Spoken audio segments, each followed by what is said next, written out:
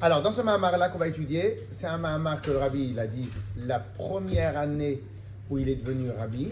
Donc, il est devenu Rabbi en février, on va dire, 1951. Donc, à moins d'un an après qu'il est devenu Rabbi, il a dit ce Mahamar. Il a dit ce Mahamar-là. Ok, très bien. Alors, il a dit ce Mahamar-là. Alors, avant de commencer, je voudrais juste poser une chose que j'ai déjà dit plusieurs fois. Quand on regarde l'œuvre du Rabbi, que clairement on peut très bien dire que, je ne sais pas, même dans le monde du business, je ne sais pas si quelqu'un a fait autant que le Rabbi l'a fait. Parce que le Rabbi, il a changé la manière de penser des gens. Ok? Donc, je ne sais même pas si même dans le monde du business, il y a quelqu'un qui a fait comme ça, il y a des choses, il y a eu des pays entiers, le communisme, il a changé, mais une seule personne qui fait autant, je ne sais pas, à réfléchir, à définir. Mais ce que moi je veux essentiellement dire, c'est que dans chaque domaine, il y a des techniques pour arriver à ces domaines-là. Ok? Et donc, j'aimerais dire que, pourquoi ce Mahamar-là qu'on va étudier, je le trouve très très très bien, parce que je pense qu'une des techniques que le Rabbi, qui a servi au Rabbi pour faire avancer le monde tel qu'il a fait avancer, eh ben on va le retrouver dans ce Mahamar-là. Et la première technique, la toute première technique qui existe sur Terre pour faire évoluer quelqu'un, c'est quoi? Quelle est la première technique pour faire évoluer quelqu'un? La toute première technique. Je veux faire évoluer quelqu'un. Lui donner un but. Enseigner. Bien, enseigner bien. Quoi d'autre? Amen.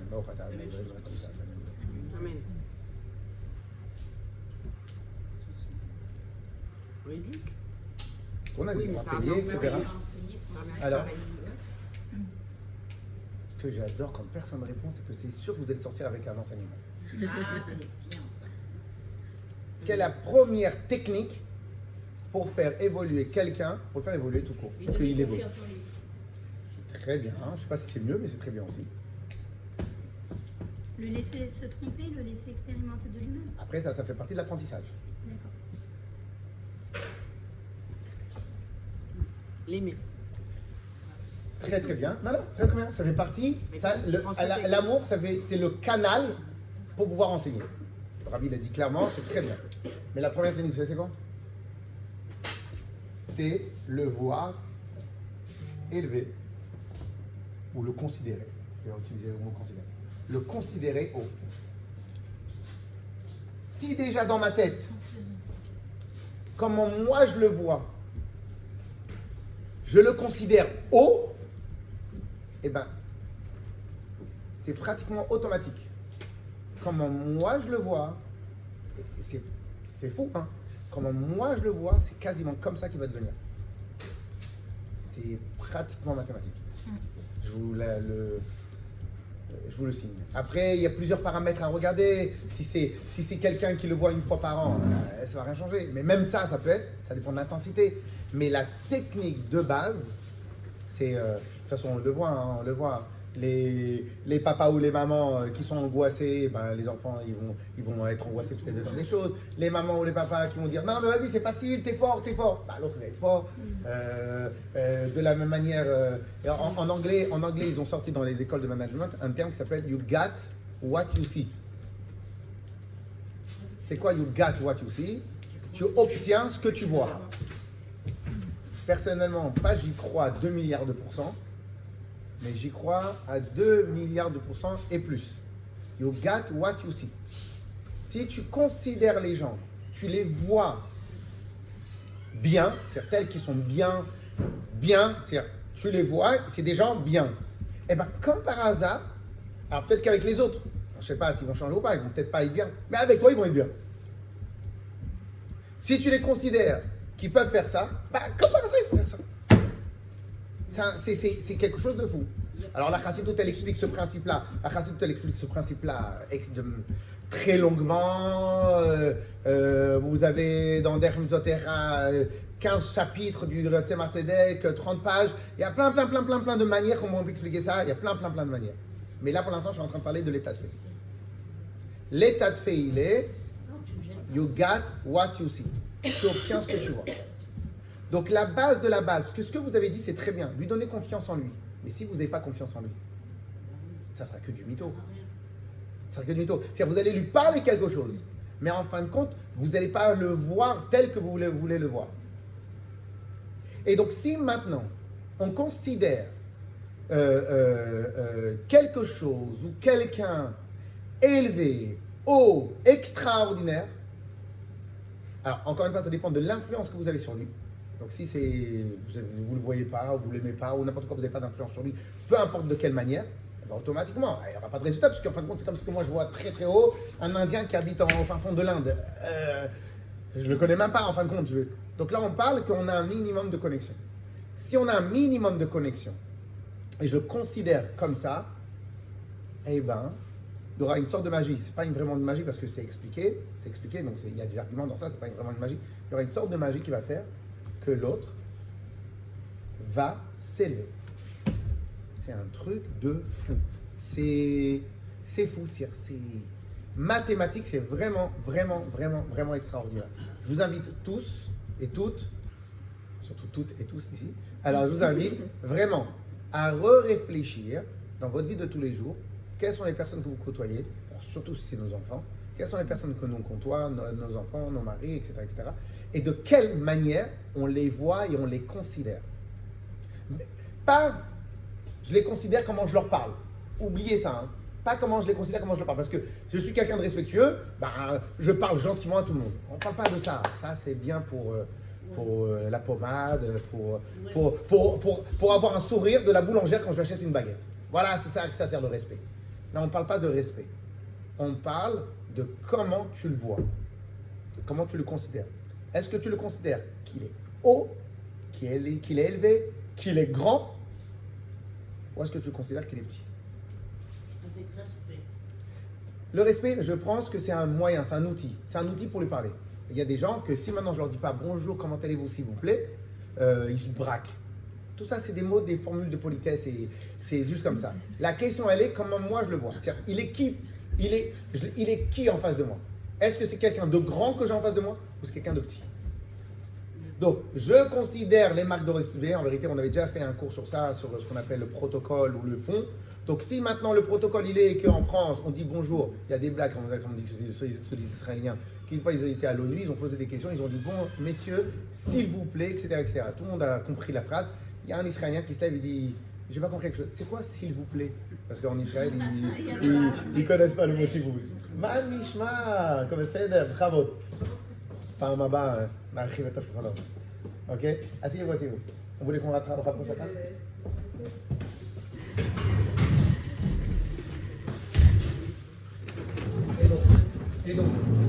Et donc, ils ont dit, ça veut dire quoi s'il vous plaît? Donc en vérité, le terme s'il vous plaît, c'est un terme. Le terme s'il vous plaît, c'est juste un terme de choses, ok? Mais le point, c'est celui-là. Et vraiment, ici parmi nous, on a des jeunes mamans, des jeunes dames, c'est-à-dire on a encore toute la vie devant nous pour tout réussir, tout ce qu'on veut réussir. Et ce point-là est vraiment un point. Non, c'est-à-dire ils ont des enfants, qui sont en bas âge, et très souvent, non, parce que les dames plus mûres, elles comprennent que chaque chose, c'est important. Les dames plus jeunes, elles se disent non, mais on a le temps d'arranger, on attend d'arranger, on attend de reprendre les choses. D'abord, si on ne s'y prend pas maintenant, on n'aura jamais le temps.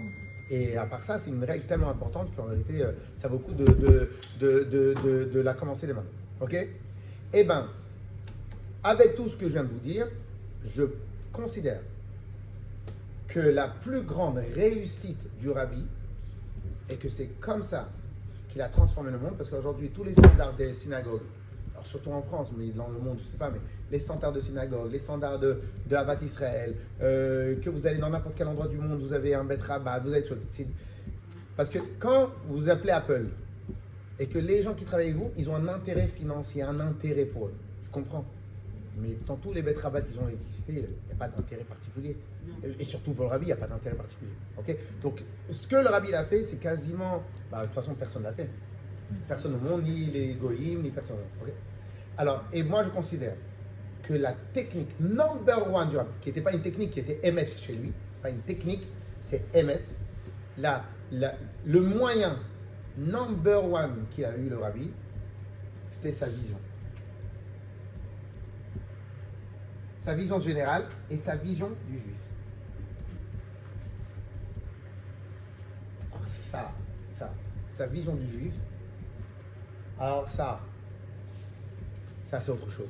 J'ai entendu juste une histoire, c'est pendant les fêtes de Tishri, à prendre avec pincette parce que il y a tellement de paramètres historiques que je n'arrive pas à comprendre. Mais pendant la guerre, je ne sais pas si c'était en Allemagne ou en Russie, il y a eu des bombardements. Et quand des bombardements, il y a un endroit qui ont été. Il y a beaucoup de gens qui sont morts. Et le rabbi, il est accompagné de quelqu'un. La personne, il est descendu vite. Il attendait. Et le rabbi, il a mis 45 minutes quand il était déjà jeune. 45 minutes pour descendre. L'autre, il dit mais qu'est-ce qui s'est passé? Il y avait beaucoup de morts et a priori beaucoup de morts juifs. Et donc, il faisait quoi? Il dit. Il s'est frayé un chemin pour ne pas passer au-dessus des corps des Bnei Israël qui étaient morts. Il dit, ok, mais là on est en danger là. Donc on est en danger, 40 minutes pour sortir. Il fait, tu peux même pas t'imaginer la grandeur du corps d'un juif. On ne peut pas le dénigrer et passer au-dessus. C'est-à-dire, déjà quand quelqu'un il est vivant, je comprends. Mais alors allez, nos dieux préservent, quand quelqu'un il est décédé, alors il y a une place ici. Et donc encore plus si la personne, s'il est plus vivant, je comprends, mais s'il est décédé, eh ben le rabbi, c'est-à-dire que pour le rabbi, il avait une vision du juif qui était, c'est une des choses qu'on va étudier dans le Mahamar ici, qui était tellement grande, et ben quand il voyait un juif, quand le juif il venait pour lui prendre $1, pour autre chose, le juif il passait, peut-être il y en a certains qui ont eu le mérite d'aller voir le rabbi, et ben il passait. Et le juif, il était différent, avant et après. Il y avait un avant quand tu recevais le $, et il y avait un après. Pas parce que tu as reçu $1, parce qu'il a posé ses yeux sur toi. Pourquoi? Sa vision, elle te pénétrait, mais c'est quoi sa vision? Ben, la vision de comment il considérait le juif et la puissance. Donc lorsque maintenant vous avez un maître, que dans chaque millimètre de son étude, de ce qu'il dit, de ce qu'il fait, de ce qu'il vit, il considère le juif à un niveau très élevé, ok? Et ben automatiquement, ça déteint sur l'autre, et l'autre, il se considère élevé. Yes? Yes? Ok.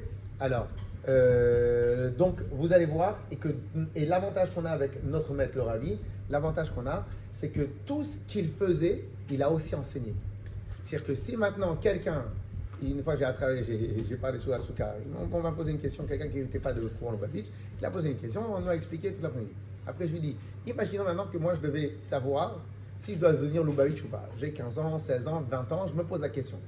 Je veux savoir si maintenant je dois devenir Lubavitch, je dois devenir Breslev, je dois devenir ci, je dois devenir ça, je dois devenir. Ok? Personnellement, je pense que je choisirais élève du rabbi. Pourquoi? On a un maître qui a fait des choses extraordinaires. Pourquoi tu veux que j'aille voir un maître qui a fait moins de choses? Je vais aller voir le maître qui a fait le plus de choses. Sauf que quoi? Notre maître à nous, il ne va pas nous apprendre des bêtises. Il va nous apprendre comment voir, comment étudier, comment considérer la Torah, comment considérer notre vie, comment considérer. Donc tout ça, voilà. Donc une des choses qu'on va apprendre aujourd'hui dans le Mahamar, on va apprendre des choses pas mal. Et voilà, ça va faire partie des choses. Yes? Vous comprenez Tu as un briefing sur le cours. Hein? Tu as un briefing sur le cours. Alors maintenant, vous allez pouvoir lui faire il est tellement extraordinaire ce Mahamar que je suis obligé de le faire. Ok? Alors vous avez la première page, on va commencer tout de suite, dans quelques instants. D'abord, on va faire une petite préface du Mahamar. Donc le rabbi va poser une question toute simple. Donc c'était sur Simchat Torah. Le rabbi va poser une question toute simple. Allez, passez le texte. Passez des feuilles. S'il y en a peut-être, vous voulez regarder à deux, peut-être avec Madame Berry, vous regardez. Donc, allez, on y va. Lehavin Inyan Simchat Torah. Pour comprendre le principe de Simchat Torah. Alors, pour comprendre d'abord la question, on va comprendre qu'est-ce que ça veut dire Simchat Torah. D'après vous, qu'est-ce que ça veut dire Simchat Torah? Simchat, c'est la joie. La joie d'apprendre à Torah. Oui, c'est la joie. La joie d'apprendre la Torah? Ou la joie. Alors, c'est quoi Simchat Torah? Vous avez rajouté un mot. Oui. La joie de la Torah. La joie de la Torah. Quand on dit Simchat Kala, Simchat Khatan Kala, on va dans la mitzvah d'aller dans un mariage, c'est pas pour manger des sushis, c'est pour réjouir le Khatan et la Kala. Donc, comment on dit Simchat, Khatan et Kala. Ok. Donc, en fin de compte, quand on dit Simchat avec un tav à la fin, c'est pas la joie d'eux, c'est réjouir l'autre. Quand on va dans un mariage, c'est pour réjouir la joie de la Torah, c'est que nous, on va réjouir la joie de la Torah. Le Rabbi a posé une toute simple question.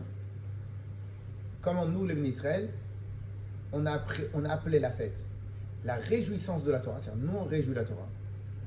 En gros, la première partie de la question, elle va être comment nous, on a le niveau de pouvoir réjouir la Torah. Qu'est-ce que nous, on peut réjouir Khatan et Kala, c'est quoi? C'est lorsque maintenant le Khatan et la Kala, il leur manque des choses. Un exemple, il leur manque la Simcha. Pourquoi ils ont manqué la Simcha? Parce que c'est pas la même quand vous faites une Simcha à 2 personnes, quand vous faites la Simcha à 10 personnes, quand vous faites la Simcha et il y a 20 personnes qui dansent autour de vous. C'est pas la même chose. Très bien. Donc en fin de compte, le Khatan et la Kala, ils ont quelque chose qui leur manque. L'énergie de chacun. Nous, on arrive, on est les invités, on leur amène notre énergie. On leur amène notre sourire, on leur amène notre truc, on leur amène, quand il y en a un qui se fatigue, il y en a un autre qui reprend le relais. Très bien, on amène des choses qu'ils ne peuvent pas avoir. Qu'est-ce que nous, on peut amener à la Torah, qu'on réjouit, nous, la Torah, et que la Torah n'a pas? Dans le briefing, il n'y a pas? Je laisse. Hein? Très bien, mais cela voudrait dire que la Torah, elle a un manquement. Parce qu'en fin de compte, la vie, c'est comme ça. Je remplis le manque de la personne qui est en face de moi, la personne qui est en face de moi, elle remplit mon manque. On est d'accord? Donc, si maintenant je peux réjouir quelqu'un, c'est parce qu'elle a un manque. Quel manque elle peut avoir, la Torah? C'est pas plutôt le La contraire. considération. Non, oui, c'est ce que j'allais dire. Alors, ce que vous voulez dire, c'est qu'il y a le contraire. C'est-à-dire, c'est nous qui avons un manquement. Très bien, mais justement, c'est ça qu'on dit. Mais c'est ça qu'on dit. On ne va pas au Khatan et à la Kala pour se réjouir soi-même. On va au Khatan et à la Kala pour les réjouir eux. Alors, et la Torah, c'est le manquement que nous on a, c'est la Torah qui va nous Et l'amener. qu'est-ce que vous avez fait? Vous avez payé les gens? J'ai pas vu sur la carte bleue là. Et ben justement, c'est la Torah qui va nous amener la simcha, qui va nous amener ça. Le manquement, il est à l'inverse. Oui, mais pour le Khatan et la Kala, c'est vous qui réjouissez le Khatan et la Kala ou c'est la Kala qui vous réjouit? Non, c'est nous qui réjouissons. Très bien. Mais là, à mon avis, c'est l'inverse. Oui, mais c'est le même terme. Oui, mais Simcha. à mon avis, c'est l'inverse. Vous avez le droit de dire ça, mais dans le texte, la syntaxe, c'est la même. Oui, c'est Donc si c'est la syntaxe, c'est la même, on ne peut pas. Sinon après on va changer, on va faire ce qu'on veut dans la Torah. Non, comprenez? Oui. Tiens, la syntaxe c'est la même. Simchat Khatan, la joie du Khatan, donc c'est nous qui amenons le Khatan. Non. Donc la simcha de la Torah, c'est nous qui amenons à la Torah quelque chose. Qu'est-ce que nous on peut amener à la Torah? C'est la Torah qui nous amène, pas le contraire. Elle est bonne la question ou pas? Très bien. Et deuxième partie de la question, c'est quoi? Et en plus, la raison d'être de la Torah, c'est de l'étudier. Oui ou non? Et comment nous on réjouit la Torah? À travers des danses. Si encore tu voulais faire Simchat Torah d'une manière extraordinaire, qu'est-ce que tu aurais fait? Tu viens, tu prends un cours de Torah et on étudie toute la nuit. Comme on fait à Shavuot, comme on fait à d'autres moments. Mais là, tu étudies pas la nuit, tu danses. Mais la Torah, c'est un livre de connaissances. C'est pas un livre de musique. Ok? Donc si c'est un livre de musique, je comprends que tu danses. C'est un livre de connaissances. Donc comment ça se fait? Deux questions. Qu'est-ce que nous, on peut rajouter à la Torah? Première question. Deuxième question. C'est pas à travers danser qu'on va pouvoir réjouir la Torah. C'est à travers l'étudier. Donc pourquoi la Simchat Torah, qu'on a passé 1 an à l'étudier, on se réjouit en dansant? C'est pas en dansant qu'on va se réjouir, c'est en étudiant. Faire les deux questions? Pour l'instant, les deux questions elles sont faciles. Yes? Alors, le Rabbi là maintenant tout de suite, il va dire que déjà, tout d'abord, on va commencer par la base. On va expliquer ce qu'on est en train de dire. Et il va dire qu'il y a plusieurs niveaux dans la Torah. Plusieurs niveaux dans la Torah. C'est quoi les 3 niveaux dans la Torah? C'était quoi, moi? Non, vous avez dit que vous avez fait un débriefing. Mais non, mais je laisse. Ah, ok. C'est pas moi qui fais écoute. Alors, on a 3 niveaux dans la Torah. Non, pour voir s'il a bien fait le débriefing, je vais faire ça, je vais faire ça. On a 3 niveaux dans la Torah. Ok? Et, alors maintenant, juste avant de commencer, est-ce qu'il y a une élite à qui appartient la Torah dans le peuple juif? Non, peu importe. appartient à tout le monde, après c'est chacun en fonction comment il étudie. Elle appartient à tout le monde. Quel est le passouk dans la Torah qui parle qu'elle appartient à tout le monde, la Torah? Même aux Marocains, même aux Algériens. Quel est le passouk dans la Torah? Quel est le passouk dans la Torah qui dit que la Torah appartient à tout le monde et que tout le monde a une connexion avec la Torah? Facile, hein? Ils sont dans les 12 psukim. Hein? Ah. Torah Tziva, Torah Tziva Lanu Moshe Morasha Kehilat Yaakov. La Torah, Hachem, Moshe nous l'a transmise et c'est Morasha Kehilat Yaakov. C'est un héritage pour toute l'assemblée, pour toute la communauté de Yaakov, pour tous les bénis Israël. Ok? Qu'est-ce que ça veut dire ici? Le terme, il est choisi. C'est quoi le terme? C'est héritage. Pourquoi on a choisi le terme héritage et pas on n'a pas dit propriété? On n'a pas dit ba'alout, on n'a pas dit un autre terme. Quel est le sens du mot héritage? On aurait pu dire elle appartient, Shayechet et Kilat Yaakov. On aurait pu dire matana, un cadeau à Kilat Yaakov. On aurait pu dire plein de termes. Il y a plein de termes dans la Torah. Parce Ok? que de génération en génération, C'est elle est comme transmise. Très bien. Alors, première option, de génération en génération, elle est transmise. Très bien. Première option. Deuxième option. Pourquoi? Qu'est-ce qui sort du terme héritage? Filiation, c'est la filiation de père à enfant, enfin de l'enfant, de parent à enfant. Très bien. Quoi d'autre? C'est bien. Bonne réponse. Mais quoi d'autre? Le point le plus essentiel du mot héritage. Bah, que c'est. L'héritage, c'est à eux, pas à quelqu'un d'autre. La Très transmission. bien. On l'a dit. Mais le point le plus essentiel, le point le plus fort, le plus puissant du mot héritage. Hein? Application. Non, héritage, c'est pas application. Héritage, c'est transmission. Le principe même de héritage, c'est transmission. Mais transmission, il y a donation, propriété, vente, cadeau. Il y a plein de choses. Dans le mot transmission, en vérité, il y a plein de choses dans le mot transmission. La Ok? réception. Non, héritage, c'est pas tant la transmission. C'est pas la réception de l'autre. L'héritage, c'est l'action de transmission, de passage d'une propriété à une autre. C'est ça le principe de l'héritage. Mais le mot héritage, en vérité, le principe même d'un héritage, il reflète quelque chose d'extraordinaire qu'il n'y a pas chez les autres. Hein? Non. Affiliation, on l'a déjà dit. C'est qu'on vous remet quelque chose sans, qu'on vous a choisi pour vous le donner, sans forcément Oui, c'est pas là, le mériter. c'est. On a. Quelqu'un Oui, vous a donné, vous a dit lui, je vous donne ce que j'ai.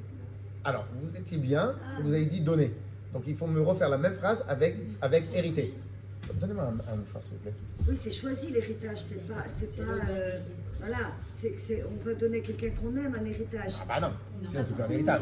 Ah non, pas C'est tout le forcément. contraire d'un héritage. Ah oui, oui, pas forcément, non, je dis des bêtises, ouais. Ah, parce qu'il y en a qui n'arrêtent pas l'héritage. Non, c'est vrai. Alors, le premier point du mot héritage, c'est quoi?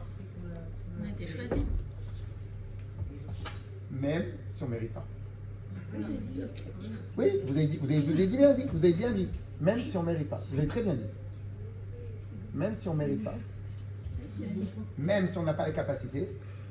Même si on n'a aucune capacité. Et quand je dis capacité, il y a tout dans capacité. Hein.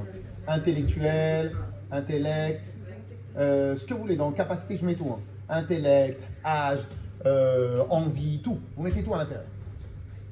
Le terme héritage, il exprime essentiellement le point suivant. Que peu importe ton niveau, peu importe tes connaissances, peu importe qui tu es, quand je dis qui tu es, c'est-à-dire peu importe l'enfant, s'il a vécu avec ses parents, il n'a pas vécu avec ses parents, etc., etc. Le notaire il regarde une seule chose. Tu es affilié, donc tu le reçois. Ok? Donc en fin de compte, si maintenant je donne quelque chose, je vais donner quelque chose à quelqu'un que j'ai envie de donner. Héritage que tu as envie, que tu n'as pas envie. Si tu n'as pas organisé ton testament, quoi qu'il arrive, les enfants ils récupèrent. Mais c'est précieux, ça. Faut le donner. Il faut le donner. Oui, mais le terme héritage exprime que, en vérité, ce qui me donne le mérite, c'est juste un point, affiliation. Et je vous donne un exemple. y a un grand acteur de cinéma qui a été gouverneur de la Californie. Ouais. Il aurait rêvé d'être président des États-Unis. Ok? Et qu'est-ce qui l'a empêché de se présenter? Un enfant. Hein? Un enfant qui l'a. Non. Je crois pas que ça doit être un problème. Ça. C'est quoi qui l'empêche? Il est pas né en Amérique. Ah oui, c'est vrai. Il n'est pas né en Amérique. Règle aux États-Unis. Celui qui est né aux États-Unis, il peut être président des États-Unis. Celui qui n'est pas né aux États-Unis, il ne peut pas être. Donc en fin de compte, qu'est-ce qui se passe? Il n'avait pas ce petit accès, ce petit niveau d'accès, ce petit code de rien du tout. Et il n'avait pas ça, il ne pouvait pas se présenter. Alors que peut-être qu'il aurait pu se présenter. Et il n'avait pas ça, il ne pouvait pas se présenter. Donc qu'est-ce qui se passe? Qu'est-ce qui se passe? Le premier niveau, le plus bas niveau entre guillemets, c'est le niveau de Yerusha. Yerusha, on te demande quasiment de nous donner aucune valeur, aucune capacité, aucun rien du tout, et tu as accès à l'héritage. Mais d'accord? Donc qu'est-ce que Rabbi dit? On a plusieurs niveaux dans la Torah. Premier niveau dans la Torah, Torah tziva lanu Moshe, Morasha keilat Yaakov. Dieu, Hachem, il a donné la Torah. Torah tziva lanu Moshe, Hachem, Moshe nous Rabbeinu nous a ordonné la Torah. Morasha keilat Yaakov, c'est un héritage. C'est quoi un héritage? Absolument. Chacun, il a le code d'accès Wi-Fi de la Torah. C'est-à-dire, entre guillemets, ce niveau-là, c'est un niveau élevé de la Torah ou entre guillemets un niveau, entre guillemets bien sûr, la Torah c'est, Ezrat Hashem, on va aussi étudier sur ça, mais c'est un niveau élevé de la Torah, c'est une dimension élevée de la Torah ou c'est une dimension, on pourrait dire, populaire de la Torah. C'est pas entre guillemets mérité. Comme son nom l'indique, c'est une dimension populaire de la Torah. Puisque maintenant tout le monde y a accès, c'est une dimension populaire. Malheureusement, mais c'est comme ça la vie, tout ce qui est populaire, c'est entre guillemets plus accessible aux gens. Donc, moins élevé, etc. etc. Yes, le premier point? Madame Shaban, Saïda? Madame Gelti, vous êtes avec nous? Khazak. Madame Jojo? Ah non, ça c'est Mamie Jojo, ça c'est Madame Jojo. Ça c'est Mamie Jojo, ça c'est Madame Jojo. Mais Saïda? Saïda?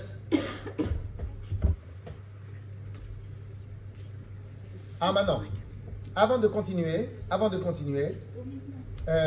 va dire une halakha,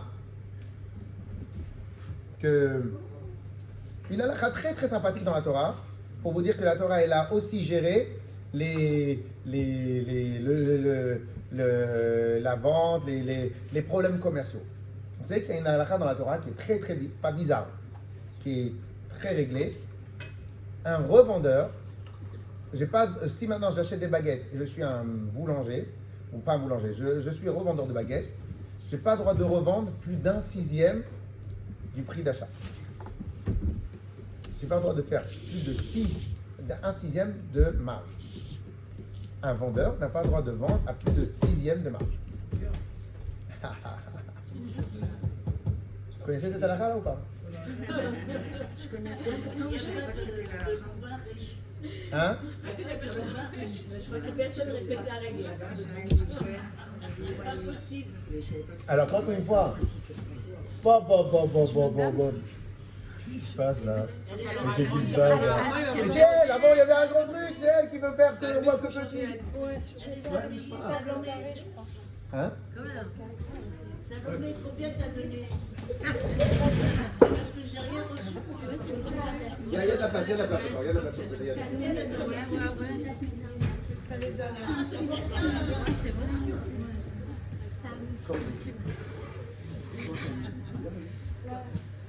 Tu veux bien, ça y est?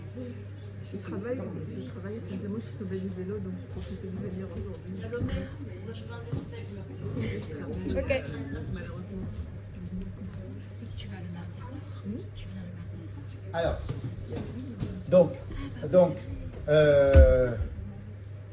Alors, au passage, vous avez le droit de manger, je regarde personne. Ah ok, c'est bon. Alors, alors. Merci à Salomé parce que ta table elle est magnifique. C'est Dano qui vient. C'est Dano. La différence entre les hommes, ils vont mettre blanc, truc, comme ça. Aucune âme. Razak. Alors, donc on n'a pas le droit de revendre à plus de 1/6. Ok? 1/6. Alors, j'ai une question à vous poser. Alors, comment ils font tous les revendeurs? C'est ça. Alors, ils n'ont pas le droit, ils transgressent la halakha alors. Tous les gens qui revendent, ils transgressent la halakha alors, en fin de compte. Quand une fois on avait parlé il y a longtemps Betrabat de ça, les hommes ils se sont fait ah mais enfin possible, alors quoi, ça veut dire qu'on est tous des voleurs et tout ce qui etc. Alors je leur ai dit, alors en vérité sur place, j'avais pas bien la réponse à leur donner, donc on a réfléchi, on a trouvé la réponse et on leur a expliqué. Mais comment on fait alors? Comment on fait? Il faut donner 10% de Alors, son chiffre. non, ça c'est autre chose. Alors même bien évidemment, on parle de 15% en dehors des frais.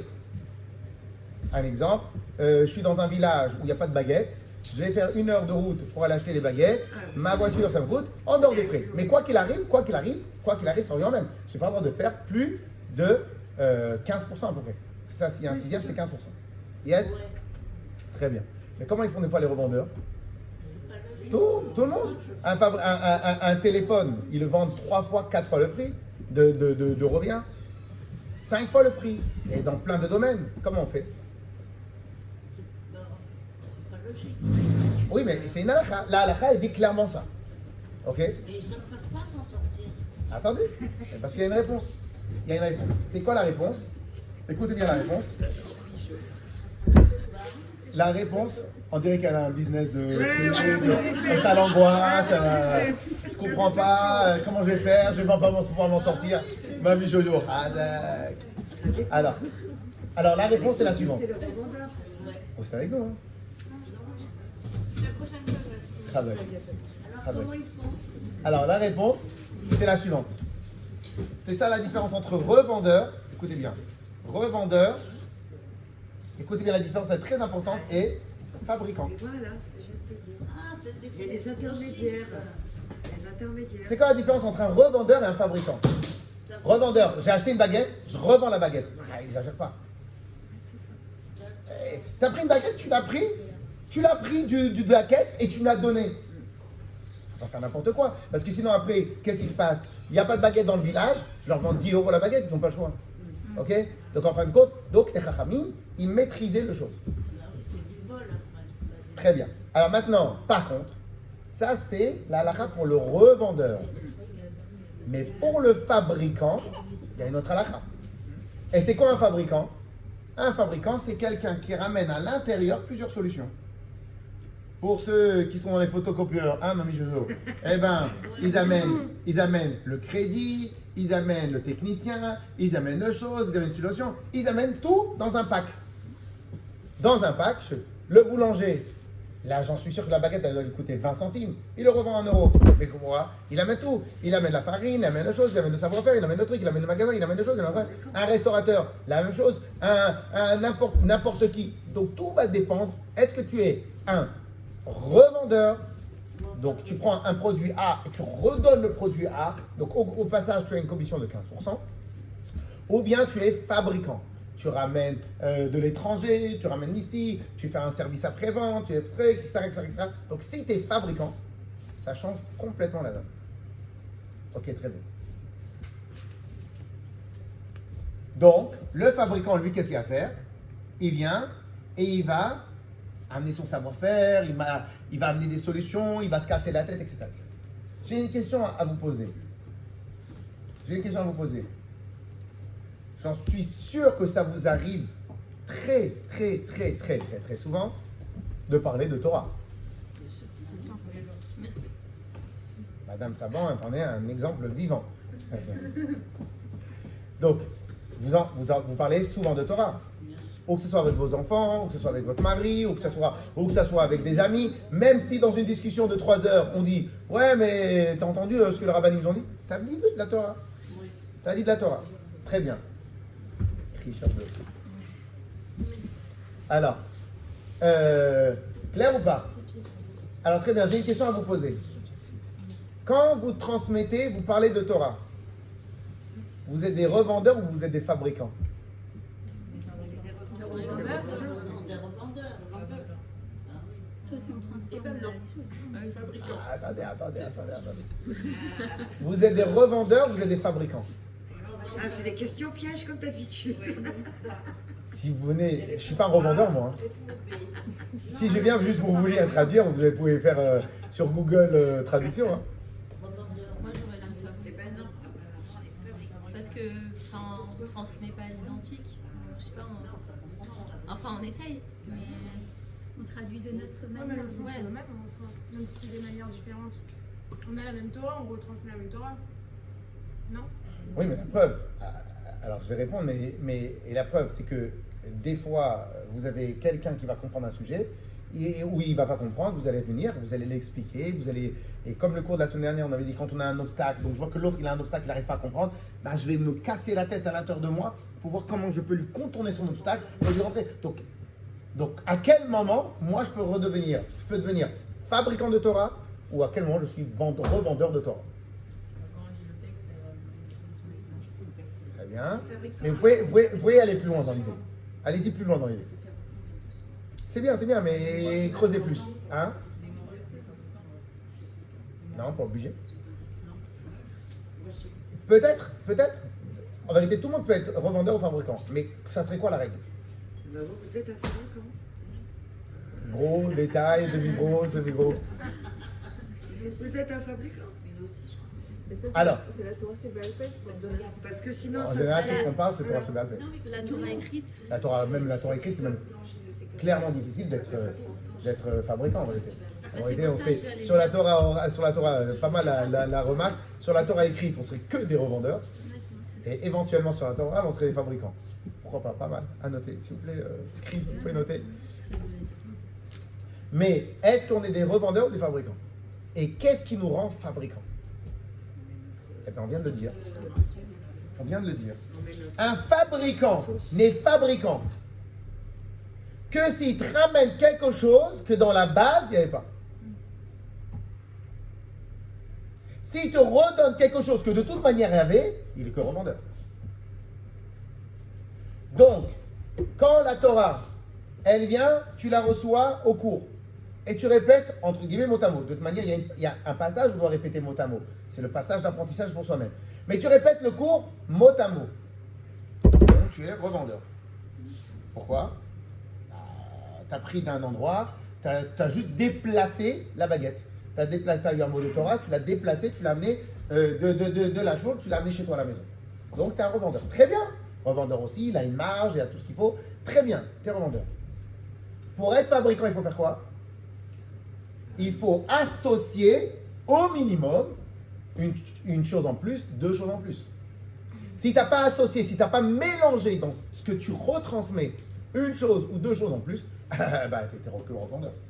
Alors, les rabbinim, c'est des fabricants, mais nous, on est des... Ça dépend. Mais vous allez voir que c'est une règle pour tout le monde. Pas que pour les rabbinim, pas que pour les bachor yeshivot, que pour tout le monde. Tout le monde, c'est la même règle pour tout le monde. Et en fin de compte, en vérité, puisque maintenant les Bnei Israël, ils aiment bien être des fabricants, eh ben nous aussi, parce que c'est en vérité dans la Torah, on nous demande d'être fabricants. Donc, qu'est-ce qui se passe? Eh ben, comment moi je peux être fabricant de Torah? Alors, je vous abrège tout de suite la souffrance. Eh ben, si maintenant je rajoute quelque chose, un paramètre, par exemple de moi-même, un langage de moi-même, une explication de moi-même, une vision nouvelle, une facette que je n'ai pas reçue, et qu'au final ça revient au même, mais c'est une facette. Pourquoi? Parce que de la même manière que la table, elle a été changée quand il y a une dame qui est venue, qui s'est occupée de la table, de la même manière, si maintenant moi j'explique quelque chose, mais vous allez traduire en termes de dame, et bien en fin de compte, vous allez être refabricant dans le terme que vous allez utiliser. Vous allez faire refabricant, vous allez expliquer. Si maintenant vous voyez que l'autre, il a un blocage dans sa tête pour comprendre un sujet, vous allez venir et vous allez, dans ce blocage-là, vous allez venir et vous allez le débloquer sa tête. Mais chose que peut-être moi j'aurais pas pu. Pourquoi? Parce que un, je le connais pas. Deux, j'ai peut-être pas la même sensibilité que vous avez, etc. Et donc au final, dans ce que vous allez transmettre, vous allez rajouter une partie de vous-même. Donc déjà, vous allez commencer par être fabricant. Question, mais là je termine. Question. Pour pouvoir arriver à ce niveau fabricant, je pense qu'il y a un minimum. C'est quoi le minimum? S'approprier la chose. Si maintenant on ne s'approprie pas l'idée, on va la transmettre. Ou bien on va être co-vendeur. C'est quoi s'approprier? Ça veut dire prendre, la réviser, la réfléchir. C'est pour ça qu'à la yeshiva, on est très, très, très réglé à la yeshiva. On fait le cours, on a une heure de révision. On refait le cours, on a une heure de révision. Pourquoi on a une heure de révision? Parce qu'à la yeshiva, on nous apprend à ne pas être des robots. De toute manière, la Torah ne veut pas de robots. Naaseh venishma. Donc, quoi qu'il arrive, la yeshiva, c'est ça qui est la plus grande représentation de l'étude de la Torah. Donc, en fin de compte, on étudie et après, on doit réviser, on doit se l'approprier, on doit réviser, on doit réviser. Maintenant, au début, quand on est jeune, qu'est-ce qu'on fait? On fait que emmagasiner. Maintenant, par notre révision, on va rien, jusqu'à qu'on va s'approprier de la Torah. Et tout d'un coup, au bout d'un an, 5 ans, 10 ans d'études, bien le Bachor Yeshiva, il arrive et il retransmet. Et des choses qu'il lui-même, il n'avait pas appris.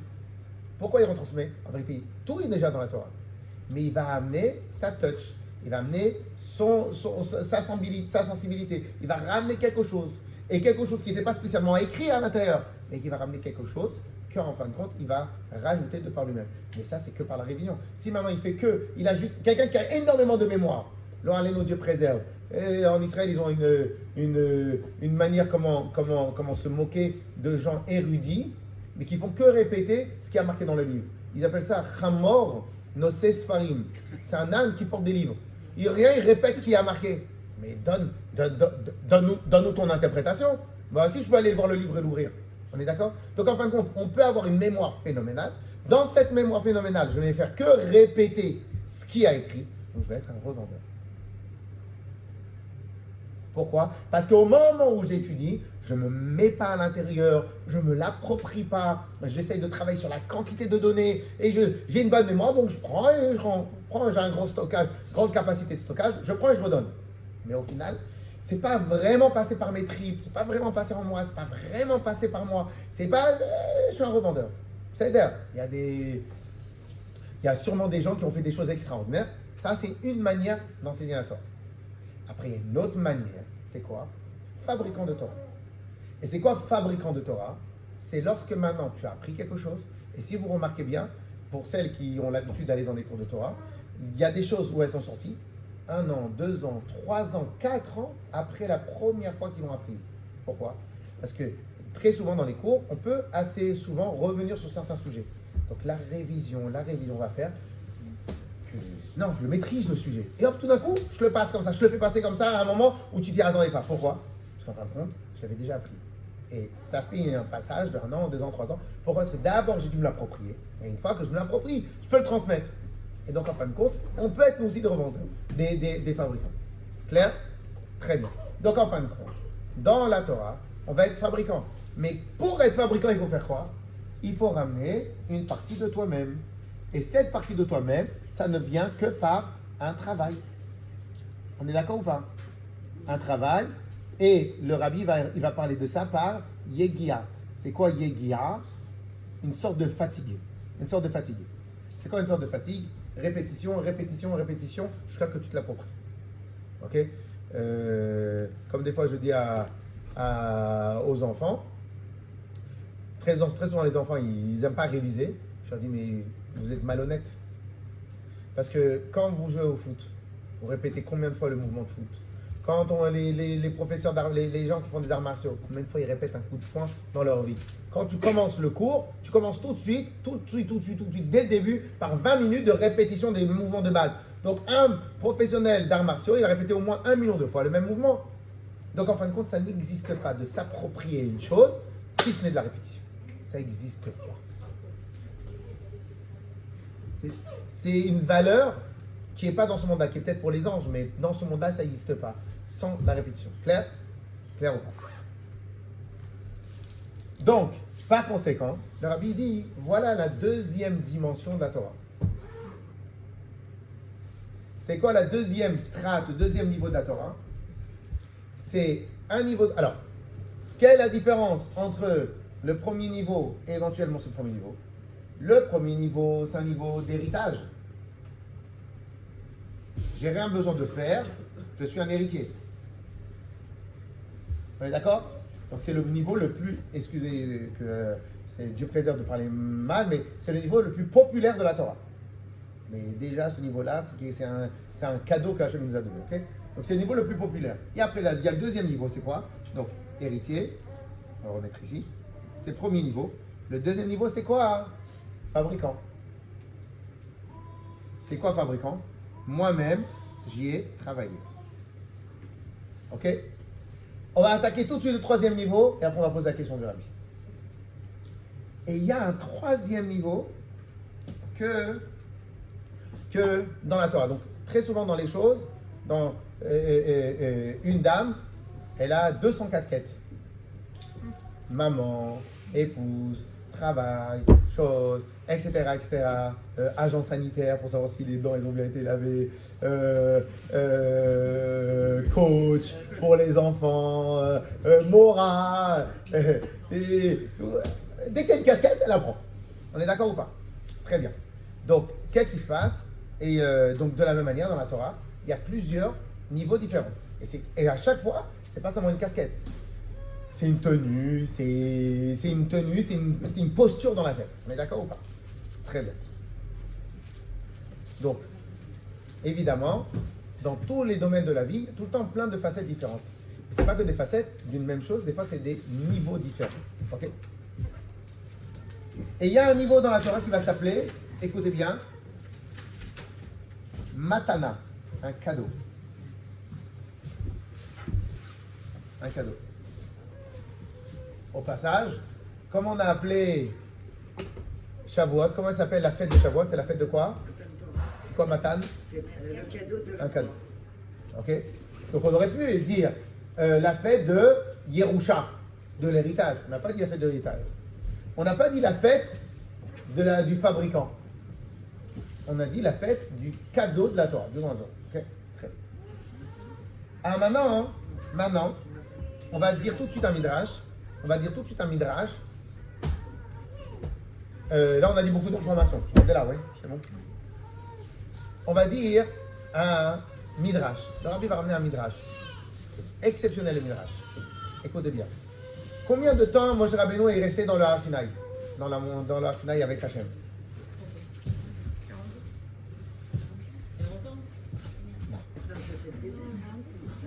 40 ans, il n'est plus là. 40 jours. 40 jours. Non, 40, c'est combien de fois? Il est resté 3 Oui, fois. voilà, il est resté plusieurs fois. Au total, il y a deux avis. Il y a deux grands avis. Ou bien, première fois 40 ans, 40 jours, pardon. Ou bien, première fois, c'est 40 jours et 120 jours d'affilée pour recevoir les deuxièmes tables de la loi. Ou le deuxième avis, c'est 3 fois 40 jours. Ok? Première fois, dès qu'on a reçu la Torah, il va rester 40 jours. Deuxième fois, pour demander pardon à Hachem, 40 jours. Et après la troisième fois, qui se termine à Yom Kippour, 40 jours. Ok, très bien. Qu'est-ce qu'il a fait là-bas? Mon cher Rabbeinu?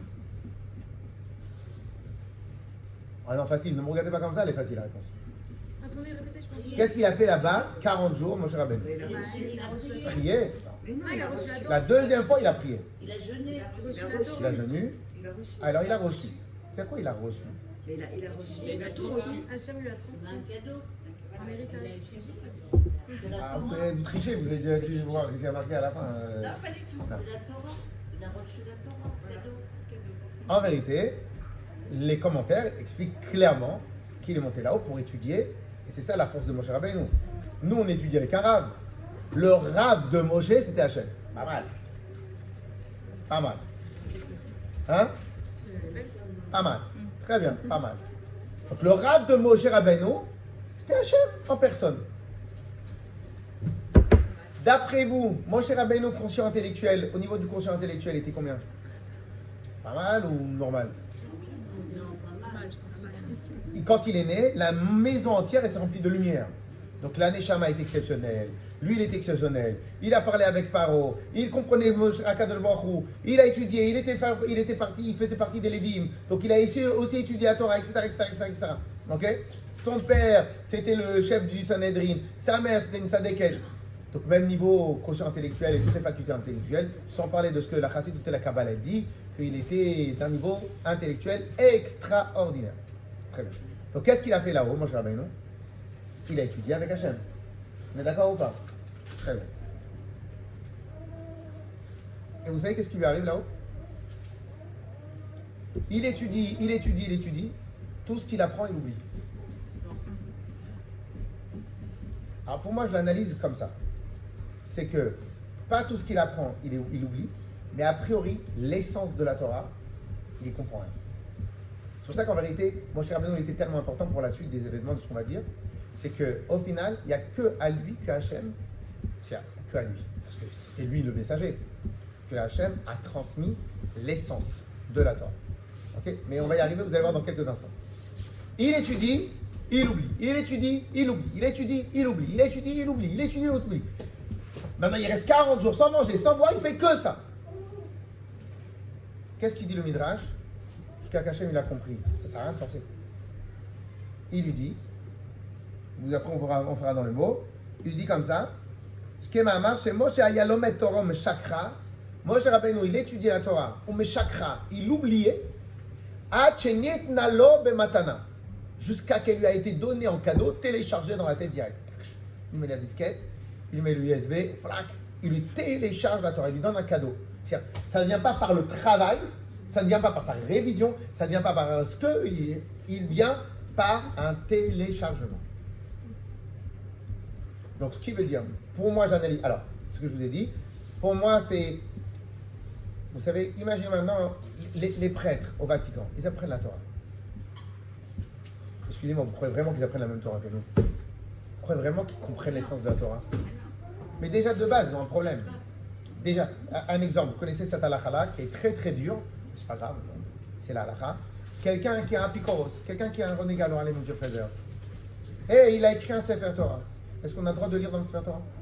Si maintenant Copernic, il vient, un des scribes de Sefer de Copernic, il écrit la Torah. On peut y regarder la Torah? Bonne journée. Ah oui, on a oublié de dire que c'était pour la réfoua shlema de Tania Barret et Meir Ben Esther. Et Yosef Ben Pérez. Pérez. Donc ils étudient, mais ils comprennent quelque chose de la Torah. S'ils comprenaient quelque chose de la Torah, ils deviendraient tous juifs. On est d'accord ou pas? Donc qu'est-ce qu'ils font? Ils considèrent la Torah comme une science. Mais tu perds tout. Tu perds tout. Toute la Torah, c'est pas ça. C'est pas ça. Toute la Torah, ça n'a rien à voir. On est d'accord? Très bien. Donc cela veut dire que même dans la Torah elle-même, il y a plusieurs niveaux, plusieurs strates. Pour moi, ce que Moshe Rabbeinu, il n'arrivait pas à comprendre, il n'arrivait pas à saisir l'essence de la Torah. Donc Hachem il lui a dit, ce niveau-là, il t'est inaccessible. En tant qu'humain, tu ne peux pas comprendre la Torah, qui est l'intelligence du Créateur. Je suis obligé de t'envoyer en masse et de te faire ou passer à un niveau supérieur ou te faire descendre la Torah. Je suis obligé de te télécharger la Torah telle qu'elle est dans sa dimension divine. Ce niveau-là s'appelle un cadeau. Matin Torah. Ce niveau-là, est-ce qu'on y a accès tous les jours? A priori, c'est pas tout de suite pour nous. Mais dans ce niveau-là, on l'a aussi reçu, puisqu'il y a Matan Torah. Mais chez nous, c'est vraiment en très très très caché. Moshe Rabbeinu, il a reçu. Juste au passage pour pimenter l'histoire. Quelle est la seule mitzvah, entre guillemets la seule mitzvah, qu'on ne comprend pas? Facile. Facile. La seule mitzvah où il n'y a pas d'explication. Facile. Celle où on renvoie la main en propulsion. Non. Et la viande? Respirez, vous allez trouver la réponse. C'est obligé. Ah, Zach, vache rousse. Ah oui, la vache. La vache rousse. Un bon point, vous pouvez prendre encore un autre point. Ils ont trouvé récemment une vache rousse. Oui, mais c'est pas ça. La halakha, c'est pas la vache rousse. La halakha, c'est tout comment on la faisait. C'est celui qui touchait. En fin de compte, Akadosh Baruch Hu, il donne dans les mitzvot plein d'indices pour qu'on comprenne la finalité de sa volonté. Dans la vache rousse, Hachem, il a mis que des indices qui veulent rien dire les uns avec les autres, qui ne se connectent pas. Une fois, je ne sais pas si vous vous rappelez, il y a quelques années, j'avais fait un cours sur les 22 mitzvot de Pessah. En tout, il y a 8 mitzvot en contemporain. À l'époque du Beit HaMikdash, il y en avait 22, au total avec les korbanot. Et j'avais expliqué, Bezrat Hashem, c'est un Pessah pour pouvoir refaire, j'avais expliqué comment les 22 mitzvot se rejoignent avec un point. Donc, qu'est-ce qu'il fait Hachem quand il donne les mitzvot? Il donne plein d'indices. Et après, si vous vous cassez bien la tête, vous comprenez comment toutes les mitzvot, elles sont reliées avec un point. Eh bien, qu'est-ce qu'il a fait Hachem dans les... Donc qu'est-ce qui se passe pour la vache? Pour Pessah, tous les indices, tac, tac, tac, tac, tac, tac. Quand vous faites le lin comme ça, tout se converge à un point. Et ce point-là est bon. Dans la vache rousse, il a fait un point ici, un point là, un point là, un point là, un point là, un point là, que rien ne tient. Ok, vache rousse. Tel point, tellement à ce niveau-là, pour l'humain, elle est compliquée. C'est que Shlomo HaMelech, il a dit, j'ai compris toute la Torah entière. La vache rousse, je comprends rien. Et Moshe Rabbeinu, il connaissait l'explication de la vache rousse? Oui, il connaissait l'explication de la vache rousse. En gros, Hachem lui a téléchargé toute la Torah sans aucune limite. Et ça, c'est un cadeau. Très bien. Alors maintenant, le Rabbi, il va dire. Est-ce que tout le monde est là? Yes. C'est bon? Donc maintenant, qu'est-ce que le Rabbi va dire? Il va dire comme ça. Si maintenant, je devais vous poser la question, nous, on réjouit la Torah. Si je devais vous poser la question, comment vous expliquer qu'on réjouit nous la Torah? Si je devais vous demander quels sont les niveaux et les strates que d'après vous, on peut réjouir la Torah?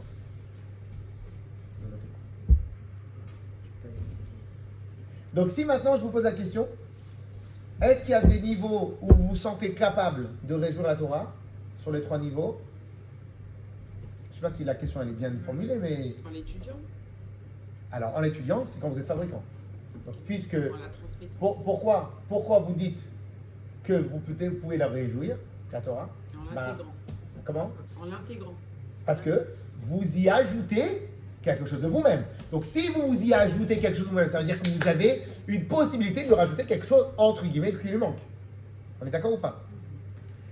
Et le niveau héritier, entre guillemets, comme c'est un niveau, pardon Hachem, bas, un strat bas de la Torah, c'est un strat populaire. Donc, ça veut dire qu'en vérité, chacun peut y faire quelque chose. Ok? Très bien. Mais dans ce niveau-là de la Torah qui est un cadeau, que même Moshe Rabbeinu, par toute l'intelligence qu'il avait, tout le travail qu'il avait, et tout le don de soi qu'il avait, il n'a rien réussi à intégrer. C'est-à-dire que nous, on est dans un niveau, le 3e niveau, c'est un niveau, on n'y a pas accès. On est d'accord? Donc si c'est un niveau qu'on n'y a pas accès, donc dans les 2 premiers niveaux, je comprends qu'on va danser à Simchat Torah, qu'on va rajouter la joie à la Torah. Parce qu'on y a accès, on y rajoute une valeur. Le 3e niveau, même Moshe Rabbeinu, il n'a rien réussi à faire. Donc en vrai, imaginons maintenant, je vais faire un résumé à la fin. Imaginons maintenant, Franck, vous êtes avec nous? Oui, j'écoute. Donc imaginons, À la fin, hein? j'écoute. Imaginons maintenant que je disais qu'à Simchat Torah on réjouit la Torah, et ben je dirais, je réjouis que 2 facettes de la Torah. La 3e facette de la Torah, elle reste dans le Héral, parce que j'y ai pas accès. Ça, c'est la question de la vie. Si vous disséquez le niveau de la Torah, ok, et ben en fin de compte, vous pouvez des fois quand on fait Nafar Bragen, vous avez les plus grands Chachamim, les plus grands Rabbanim, les plus simples, on va dire un petit mot de Torah. Et si maintenant vous allez en cours de Torah, le Rav, il va pas se mettre dans le même sens, il va se mettre dans un autre sens. C'est-à-dire que vous le réjouissez, vous rigolez, vous dites un petit mot de Torah qui a un certain niveau. Mais dès que vous voulez accéder à un autre niveau, il faut le révéler, il faut le dévoiler. Donc en vérité, nous on a accès a priori par nos propres forces au premier niveau le plus populaire, héritier, qui a un accès de base. Tu as le code Wi-Fi, tu as accès à la Torah. Donc tu peux le faire. Le niveau fabricant de la Torah, quand nous on se fatigue, eh ben on rajoute dans la Torah. Mais ce niveau-là, il ne dépend pas de toi.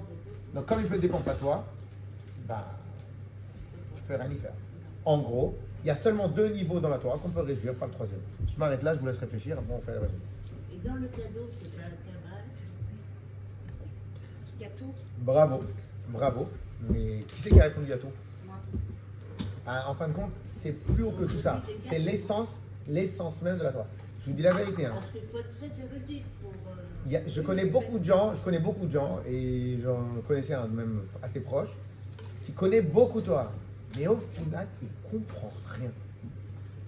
Il répète, mais il a complètement perdu l'essence même de tout ce qu'il dit. Ok? Un exemple, imagine maintenant qu'il a une mauvaise vision sur le rajout des rabbanim dans toutes les misotes qu'on fait. Il est tellement orgueilleux, il a tellement de problèmes dans sa tête qu'il comprend tout de travers. C'est-à-dire, il y a des fois où nous-mêmes, on est emprisonnés dans notre vie à nous. Comme on est emprisonné, donc je ne peux pas accéder. Eh bien, nous, on est emprisonnés par notre petitesse. Je ne peux pas accéder à la Torah. Mais alors, oui, ce que je voulais dire, parce qu'en fait, ça me gêne depuis le début, l'histoire du fabricant, en fait. Parce que quand pas tout le monde peut fabriquer, parce que ceux qui ont essayé et qui ont raté, ça a fini par le christianisme, ou alors les libéraux, ceux qui pensent qu'ils peuvent ajouter quelque chose et qui sont tordus. Oui. Parce qu'on est beaucoup. Elle est bonne votre remarque, mais quand on dit fabricant, c'est fabricant dans les règles de l'art.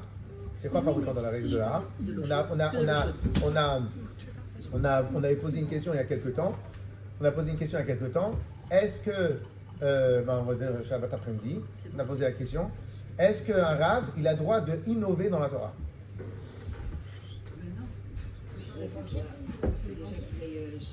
Alors ici à ma gauche, j'ai ça dépend qui. Bah oui, les rabbinim, comment ils ont fait? Ils ont innové. Alors, est-ce qu'un rave, il a le droit d'innover dans la Torah? Innover, ça veut dire quoi innover?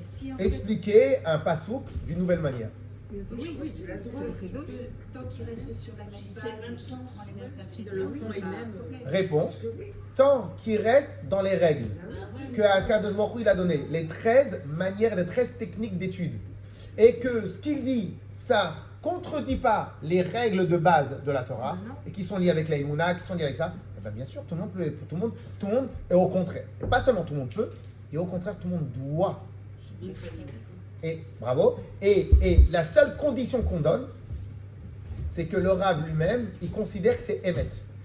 Si le Rav il fait ça juste pour amuser la galerie, donc en vérité, on ne croit pas que c'est Emet, donc ça c'est une interdiction absolue. Mais si le Rav, lui, il est persuadé que c'est Emet ce qu'il dit, il a droit. Et au passage, vous dites tous les jours, ou toutes les semaines, ça dépend de votre fréquence, après la Hamida. Quelle est la phrase qu'on dit après la Hamida? Que tu construises le Bet Hamikdash très rapidement. Veten chelkeinu betoratecha. Et donne-nous une part dans la Torah, dans ta Torah. C'est quoi donne-nous une part? Eh bien, votre amie en face de vous, elle bloquait sur l'allumage des bougies de Shabbat. Elle bloquait. Peu importe le nombre de gens qui lui expliquaient, elle bloquait. Vous avez réussi, vous êtes cassé la tête. Et vous prenez la tête, mais comment je peux expliquer? Et première semaine, vous la laissez. Deuxième, troisième, quatrième semaine, vous laissez. Et on dit, allez, c'est bon. J'ai trouvé pour elle l'argument où elle est obligée d'adhérer. Et qu'est-ce qui se passe? Vous arrivez, vous la prenez, vous l'invitez au restaurant, n'importe quoi, etc. Écoutez, c'est très, très, très important, très important. Vous l'invitez au restaurant, ou ce que vous faites, vous allez prendre un café avec elle, vous l'invitez chez Babka, vous allez faire ce que vous voulez. Et vous lui expliquez, dites-moi la dernière fois, tu te rappelles que tu as eu ça, ça et ça, ça. Oui, il te rappelle que tu as eu ça, ça, ça. Ouais. Et bien, en fin de compte, hier, sur un cours, sur une chose que j'ai dit, il y a quelqu'un qui bloquait. Et comme je connaissais le métier qu'il faisait, donc je lui ai expliqué dans son métier à lui. Ah, là, je comprends mieux, on me dit. Ok? Donc, qu'est-ce qui se passe? Sur des expériences qu'elle a vécues, je lui explique l'importance de l'allumage des bougies.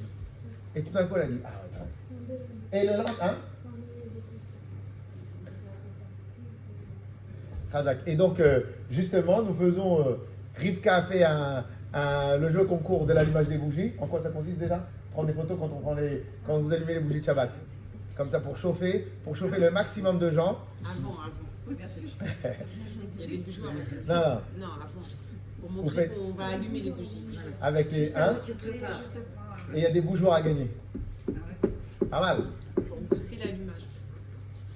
Les gens, c'est un rappel. Si maintenant on est 200, 300 à faire ça, et un mec sur Facebook, et un mec sur Facebook, eh ben, il y a des gens parmi nous qui n'ont pas du tout le réflexe et qui sont complètement oubliés, que c'est pas important pour eux, ou ils se disent n'importe quoi, je le ferai la semaine prochaine, ben, en fin de compte ça rappelle. Et à la fin on va dire, dans quelques instants on termine ce premier point, après dans quelques instants on va terminer un point sur Noir. Et donc qu'est-ce qui se passe? Au final j'ai invité au restaurant, et je lui ai dit, et je lui ai expliqué l'importance de l'allumage des bougies. Et au final elle a allumé les bougies. Alors, écoutez bien ce que je vais vous dire.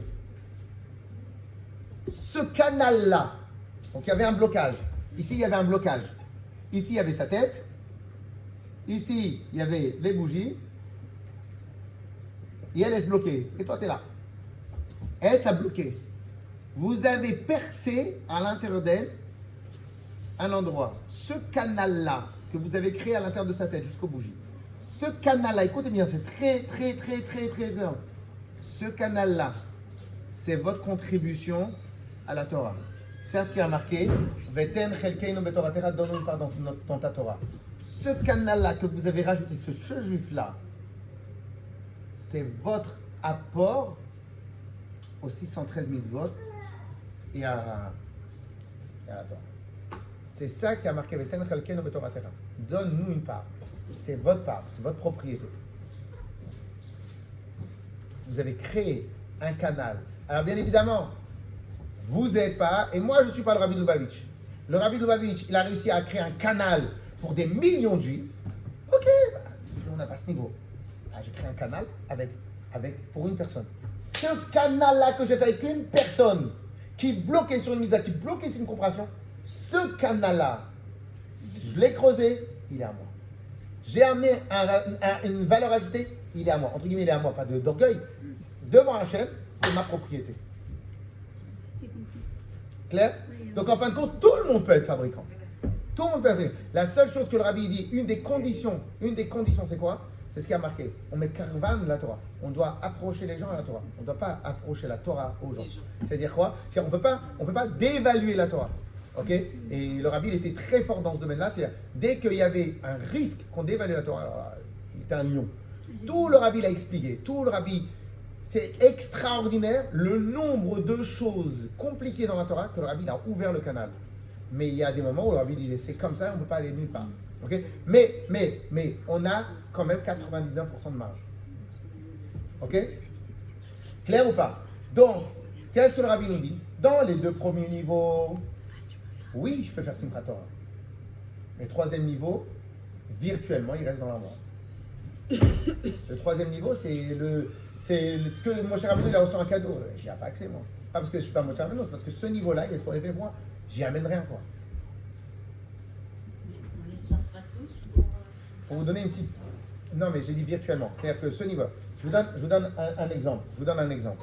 Un exemple historique. Je crois que c'était avec un des rois de Perse. Le roi de Perse, un des rois de Perse, il a fait un putsch pour avoir le pouvoir. Mais à la base, c'était quelqu'un de stam, de rien du tout.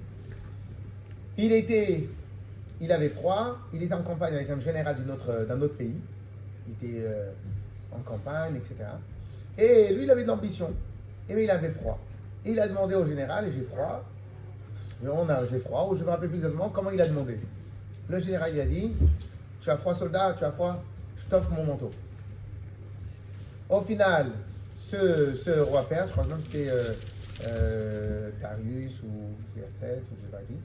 Et ce roi-là, qu'est-ce qui se passe? Ce soldat-là, avec toute son ambition qu'il avait, il est monté, jusqu'à qu'il est devenu le roi à l'époque. Les rois de Perse, c'était les rois du monde entier. Ce monsieur-là, ce général-là, il est venu, il a dit, j'aimerais demander quelque chose au roi. Il a demandé, il lui a dit, voilà, le roi me doit une dette. Ah bon? Faites l'entrée. À qui je dois quelque chose? Je dois rien à personne. Entre guillemets, Zarama, je me suis fait tout seul, il a oublié c'est quoi l'humilité. Et il lui a dit, vous vous rappelez que vous aviez froid, vous étiez transi de froid, je vous ai donné mon manteau. Et il se rappelle, il dit, tu as raison, je te dois beaucoup. Ce que tu m'as donné quand j'avais rien. Je vais te donner ton poids en or. Magnifique. L'autre, il a été très intelligent. Il a dit, cher roi, des armées sont en train d'attaquer notre pays, qui est loin. J'aimerais que vous envoyiez une armée pour nous aider et après vous nous laissiez de l'autonomie. Il a accepté ça alors que c'était un roi qui était pas fou mais qui était sanguinaire. Il a accepté ça. Et au final, alors maintenant vous pouvez m'expliquer le lien qu'il y a entre donner un manteau qui coûte 100 €, 200 €, 500 €, peu importe. Il avait froid mais tu lui as donné un manteau. Et avec le fait que tu lui aies donné un pays en entier en échange. comme lui c'était le roi entre guillemets du monde de l'époque, et ben son petit retour de faveur, sans commune mesure. Donc toi, tu as accès à quoi? Tu as accès à un manteau. Mais ce qui se cache derrière le manteau, c'est un pays tout entier. Donc en vérité, nous, on a accès à ça. On peut réjouir ça. Mais ça, c'est un cadeau de Dieu lui-même. Ça, on n'y a pas accès. Donc en fin de compte, à Simchat Torah, tu peux réjouir la Torah à ce niveau-là. Et le reste, voilà, il n'est pas là. Donc pour revenir à la première question du Rabbi, le Rabbi dit comment nous on fait Simchat Torah? Comment nous on peut réjouir la Torah? Après, tu sais quoi? Tu as raison. Tu peux réjouir la Torah dans certaines facettes de la Torah. Les facettes où toi tu y as accès, ou que toi tu as une valeur à rajouter. La valeur fabricant. Donc comme toi tu as une valeur dont tu peux rajouter, ok je suis d'accord, fais Simchat Torah avec ces deux valeurs-là. Mais la troisième valeur qui est Matan Torah, le cadeau, ce que même Moshe Rabbeinu il ne pouvait pas avoir accès, cette troisième valeur-là, elle reste virtuellement dans le placard. Tu n'as pas accès, donc tu ne peux pas le réjouir. Tu peux réjouir ce que l'autre a un manque, donc toi tu peux ramener le manque. Mais ce que l'autre il n'a pas un manque, toi tu peux le ramener le manque. Azak, le shiur était riche, donc on va s'arrêter là. Azak.